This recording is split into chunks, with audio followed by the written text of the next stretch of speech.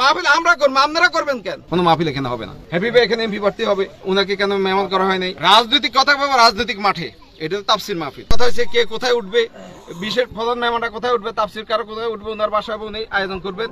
এই গতকালকেও সকালে আমরা এখানে বাস্তবায়ন কমিটি মিটিং বসছি। আলমগীর ভাই, মেজো ভাই, জাহাঙ্গীর ভাই আমাদের এখানে ছিল, একসাথে নাস্তা খেয়েছে। 1900 অনেক কথা হয়েছে, 1900 ছিল, উনি অনেক হাসি ঠাট্টা হয়েছে। 1900 উনার থাকা অবস্থায় আলাউদ্দিন ভাই ডেকোরেটর আলাউদ্দিন ভাই মাস্টার সানসে প্যান্ডেল কাজ শুরু করেছে, উনি তখন কিচ্ছু বলেন নাই। রাত্রের 1টা বাজে 12টা বাজে আমাদের এই বছর আমার শারীরিক অসুস্থতার কারণে আমি বেশি মুভ করতে পারি না।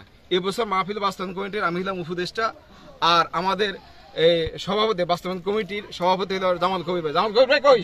এই জামাল কবির ভাই সেক্রেটারি হলো এই মসজিদের খতিব, যেহেতু উনার মসজিদের সামনে মাহফিল, উনি হলেন সেক্রেটারি।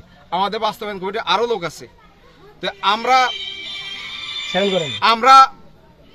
এই সেলিম ভাইয়ের সাথে টাইম টু টাইম, শুধু কাল অর্থনৈতিক বিষয় না, মেহমান কোথায় কিভাবে খাওয়া দাওয়া সবগুলো মিলে ওনার সাথে শেয়ারিং হতো।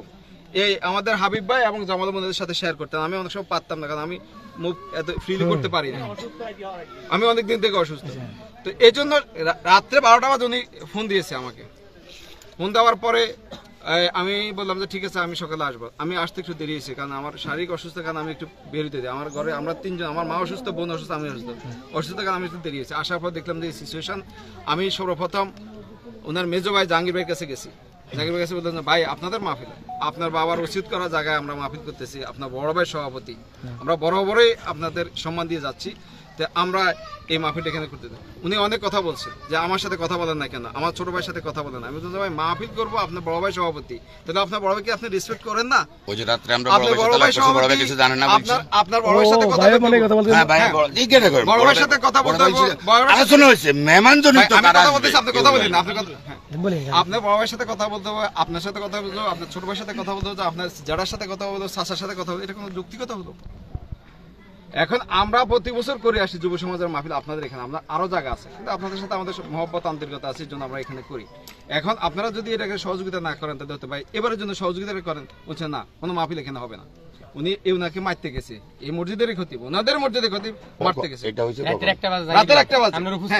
হ্যাঁ এরপরে আসেন সকালে আলমগীর ভাইয়ের সাথে কথা বলেছি। আলমগীর বললো যে এর আগে সেলিম ভাইয়ের সাথে কথা বলছি। সেলিম ভাই বললো যে এনিওয়ার ভাই হ্যাপি ভাই এখানে এমপি প্রার্থী হবে, হ্যাপি ভাই এখানে এমপি প্রার্থী হবে, তো উনাকে কেন মেহমান করা হয় নাই? আমাকে কথা আমি শেষ করি, এটা সেলিম ভাইয়ের বক্তব্য, যা আপনারা রাজাউল করিম সাহেব রাখছেন, রাজাউল করিম সাহেব এমপি প্রার্থী এখানে, একই ভাই এখানে জামাত ইসলামের কথাও লেখা নাই, এমপি প্রার্থী কথা লেখা, উনি সদর উন্নয়ন ফাউন্ডেশন চেয়ারম্যান, ওই হিসাবে উনি আসতেছেন। রাজনৈতিক কথা বলবো রাজনৈতিক মাঠে, এটা তো তাফসির মাহফিল।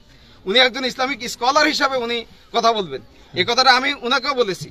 সর্বশেষ আমি একটা মেসেজ দিয়েছি, সেটা হলো যেটা আমি সকালে খবর পেয়েছি যে রাজাব ভাই অসুস্থ, ওনার আজকে লক্ষ্মীপুরে অনেকগুলো কর্মসূচি ছিল, উনি সব কর্মসূচি ক্যান্সেল করেছেন, অসুস্থতার কারণে উনি আসবেন না। উনাকে বলছি করেন, হ্যাঁ না আপনি বলেন না ভাই, আমি বলি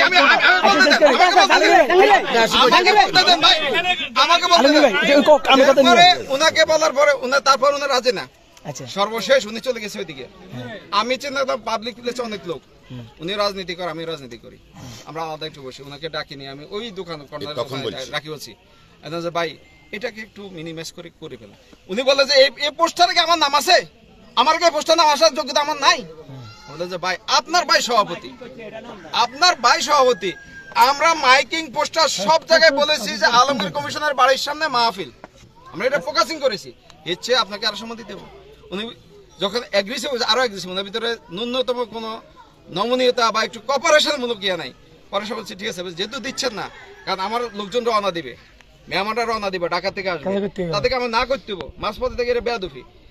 পরে আমি সাথে সাথে কি করছি, আমি যাদেরকে মেহমান করেছি তাদেরকে না করছি যে দুঃখজনক হলে সত্য যে আমরা মাহফিলটা করতে পারতেছি না, মাফ করবেন, আমরা পরে করবো। উনি এটাও বলেছে উনি আগে এটাও বলেছে যে মাহফিল আমরা করবো, আপনারা করবেন কেন? মাহফিল আমরা করবো, হ্যাঁ এটা আমরা করবো, মাহফিল আপনারা করবেন কেন? সময়টা ভাইরা সাংবাদিক বন্ধুবৃন্দ, আমরা এই জন্য আমরা এই জন্য সিদ্ধান্ত দিয়েছি, যেহেতু আমাদের যেহেতু আমাদের এখন কি আপনারা ওই ইয়েদেরকে মানা করে দিচ্ছেন? না করে দিচ্ছি, না করে দিচ্ছেন তাহলে আর তো আর কথা বলে লাভ নাই, তাহলে তো আর কথা ইভেন কি আমি ওনাকে ফোনে বলেছি ভাই রাত্রে 11টা বাজে ডেকোরেশন নিয়ে যে মাল গাড়িটা আসবো ওটা আমারে ফোন দিয়েছে, আমি হাবিব হুজুরের নাম্বার দিছি ড্রাইভারের রাত না 12টার পরে আমি লক্ষ্মীপুর ছিলাম, ফোন দিছে আমি বলছি যে মাল সামানের কি ট্যাক্সেট নিলে আচ্ছা আর করতে বলছি তো করেন আমি ইতিপূর্বে ভাই আমি করার জন্য বলছি লাস্ট ওটারে বলছি ইনি ইয়াটাই বলছি সভাপতি সাহেব, আমরা করব সভাপতি সাহেব, এই খতিব সাহেব, খতিব সাহেব দিকে গেছে কেন? এই খতিব সাহেব, খতিব সাহেব, এই সভাপতি সাহেব, শুনুন আমরা তো আমরা বলছি মসজিদ থেকে সভাপতি সাহেব, এই সভাপতি সাহেব, আপনাদের তাহলে এখন এই খতিব সাহেব, আপনাদের এখন আপনাদের কাউন্সিলর সাহেবের সাথে মূল সমস্যা হলো ডাক্তার রেজাউল করিম আর এনি চৌধুরী না দেওয়ার কারণে আপনাদেরকে রদ্দ করে দিচ্ছে। আপনাদের অভিযোগ হলে আর কিছু তো উনি আমাকে স্পষ্ট বলেছে, এনি ভাই ওনাকে ফোন দিয়েছে যে তোমার বাড়িতে যার মাহফিল আমি প্রধান অতিথি না ডক্টর রেজাউল জামাতে ডক্টর রেজাউল সভাপতি প্রধান অতিথি, এটা কি?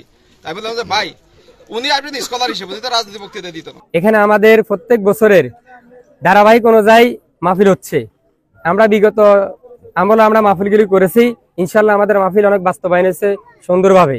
এই বছরও তাই ধারাবাহিক আলোতে আমাদের আজকের মাহফিলের ফ্যান্ডিল প্রায় গতকালকে 95% আমাদের মাহফিলের কাজ শেষ। এখন রাতের 12:30 বাজে আমাদের বর্তমান যিনি আলমগীর সাহেব বিএমপি ওয়ার্ডের সভাপতি সাবেক কাউন্সিলর, উনি রাতে 12:30 বাজে আমার বাসায় গেছেন, নক করছেন আমারে।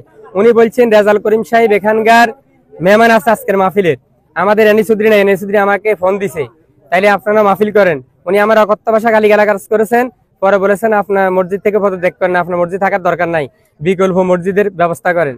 রাতের আবার 1টা বাজে ওনাদের আত্মীয় আলম ড্রাইভারের ডাকি নিয়ে ওনার ভাই জাহাঙ্গীর ভাই উনি আমাকে মারার জন্য আমার গাড় দিকে আসছেন, আমার অকথ্য ভাষা গালিগালাজ করেছেন, স্থানীয় লোকজন সাক্ষী আছেন এবং উনিও বলেছেন আপনি মসজিদ থেকে পদত্যাগ করেন, আপনার মসজিদে যাওয়ার কোনো দরকার নাই। পরে ওনার ভাই সেলিম ভাই মসজিদের সভাপতি দীর্ঘ অনেকদিন থেকে, উনি ফজর নামাজের পরে মুসল্লিদ থেকে বিদায় নিছেন, আমি আর সভাপতি পদে দায়িত্ব পালন করতে চাই না, আপনারা আমার ক্ষমা করে দেন। ইমাম সাহেব যদি থাকতে চাই উনি থাকবে, আমি বলছি না ভাই আমার সাথে খুব খারাপ আচরণ হয়েছে, আমার নিরাপত্তার হুমকির বিষয় দাঁড়িয়েছে, এজন্য এখানে আমি দায়িত্ব পালন করতে চাই না।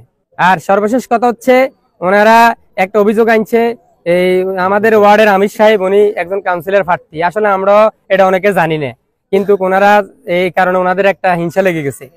আর উনি বলছে এটা বিএমপির বাপদাদার মাঠ, এখানে কোনো প্রোগ্রাম হবে না, এই কথা শেষ, জামাতের কোনো প্রোগ্রাম হবে না, এবার কোনো তাফসীর মাহফিল হবে না। উনি এখন ওই গাড়িটা ওনার, এটা আমাদের ডকুমেন্ট আছে, এলাকার লোকজন সাক্ষী আছে, কথা শেষ, এই লোকজন সাক্ষী আছে, এজন্য আমরা তীব্র প্রতিবাদ জানাই।